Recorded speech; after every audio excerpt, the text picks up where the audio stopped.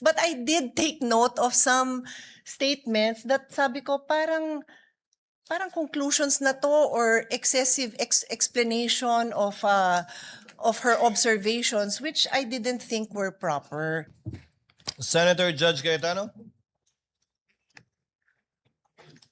Mr. Senate President, Mr. Presiding Officer, I agree with you both, and there's a solution to that.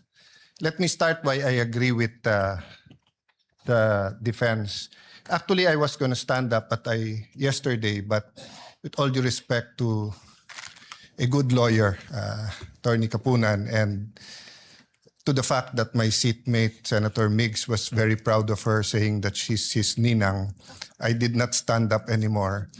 The problem with explaining why you're withdrawing is actually you are feeding to the court something they did not testify to, and then something the defense cannot object to.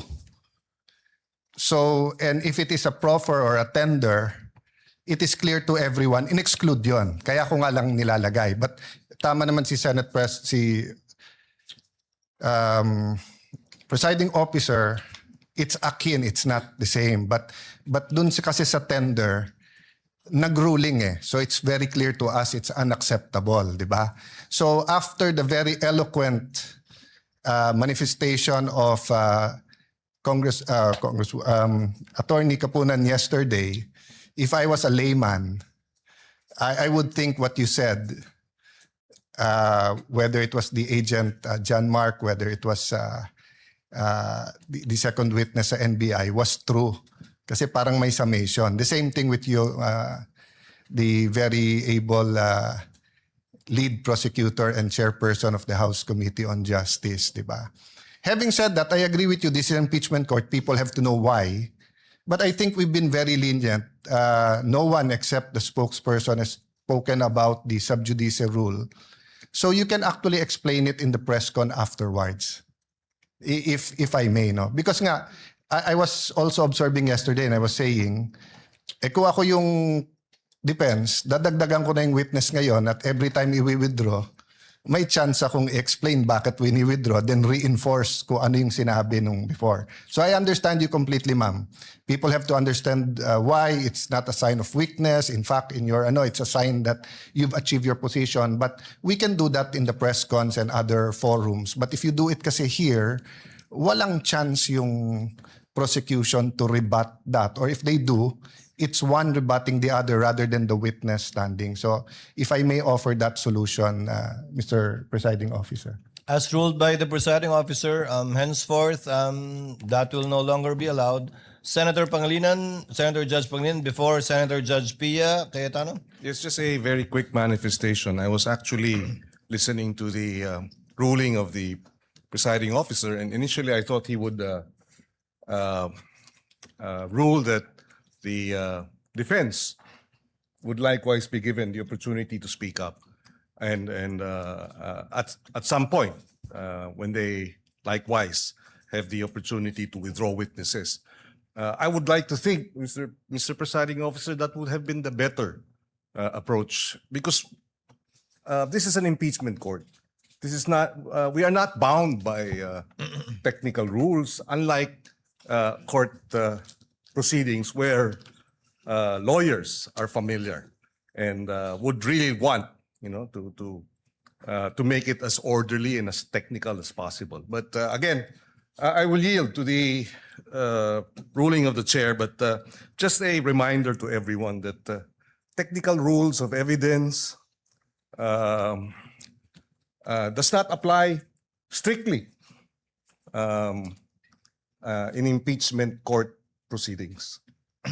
Precisely because nakikinig ang taong bayan, pagka-technical masyado, na sa halip na lumalabas ang bawat punto. Hindi ko sinasabing hindi dapat magsalita ang defense. In fact, yun ang original o initial na suggestion at minumungkahi ng ating presiding officer na kung gusto magsalita ng defense din para tapatan yung nabanggit ng prosecution, mas maganda sana. But I will yield I just wanted that manifested, and I will yield to the ruling of the chair. We Maraming thank the good gentleman for his understanding and magnanimity. Given that counsel for respondent did not want the same benefit, it also saves on the court time, and as pointed out by Senator Judge Allen, Your Honor. these words can be best expressed outside this court, so that we can manage the court's time better, given that they have both parties have their respective spokespersons to discuss these matters. Counsel for respondent, you Yes, wanted sir. to be recognized? Yes, Your Honor. Yes, ma'am. May I just very briefly, so that I won't take any more time of precious time of the court and our everyone who's here. With just a brief response to the lead prosecutor's counter manifestation that this is because this is a constitutional procedure. We understand that. When we came here, mulat ang aming mga mata na pumunta rito at alam namin na ito ay isang constitutional mekanismo.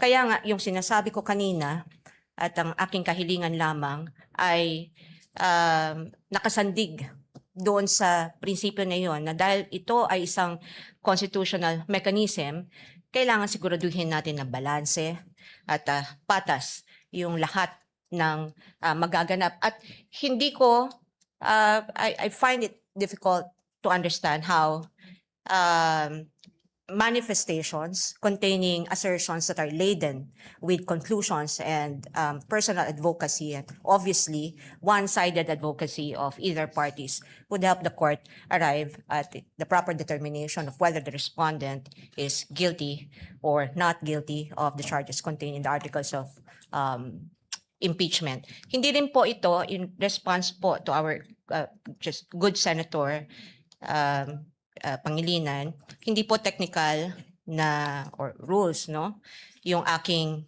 ini-invoke dito, kundi yung actually it's substantive dahil ito ay nakasandig sa ating saligang batas. Salamat po. Noted. Senator Judge Pia Cayetano is recognized. What is your pleasure, ma'am?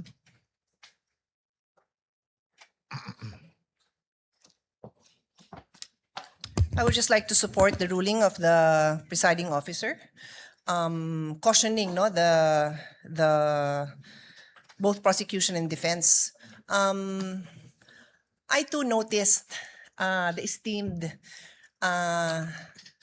Attorney Lorna Copunan's lengthy explanation on the withdrawal of the witnesses. But because she is Lorna Copunan, nakikinig ako in the same way na even if I don't know some of your names, makikinig ako sa inyo. Rest assured.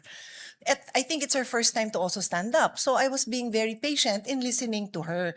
But I did take note of some statements that sabi ko parang conclusions na to or excessive explanation of her observations which I didn't think were proper.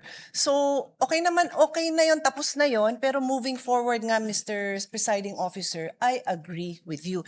And I just need to put this on record kasi nga, sinasabing wag tayo masyadong technical. Pero, to a certain extent, kailangan naman ho natin tingnan naman yung rules natin kasi, maayos ho tayo, di ba? So, I want to read into the record. This might be a paraphrase na nung sinabi niya ha, kasi sinasummarize namin ng team ko yung statements. And anyway, di ko na mahanap sa phone ko dahil kahapon pa yon. But I recall, no, and feel free to correct me, but this is a minor thing naman. Parang dinescribe niya kung bakit hindi na daw papupuntahin si Attorney Lopez. Kasi naman daw, napakita na daw ng defense yung video kung saan siya ay crying and complaining. So observations na po yun ni Attorney Capunan. Hindi po siya ang witness. Hindi po siya ang dapat nagsasabi sa judges na crying and complaining yung isang testigo. Trabaho po yun ng abogado na i-elicit yon dun sa witness na mapepresenta doon. So yun po yung reason kung bakit hindi hupe pwede yun. We're not being technical, but neither of the lawyers here are allowed to stand up and be the one to explain what you are experiencing. That is that is for the witness to do. Your job is to ask the witness questions.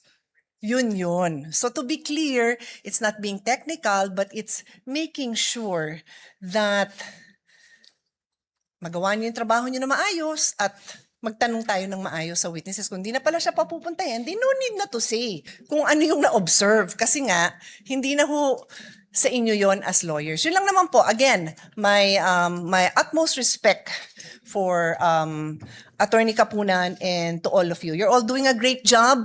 Like I said, once in a while, we will be called out. Even I tell the presiding officer, call me out pag sumobra ako, pag medyo nag-exceed tayo ng authority natin, because we're all just trying to do our jobs here. So thank you again, everyone, for your time and patience.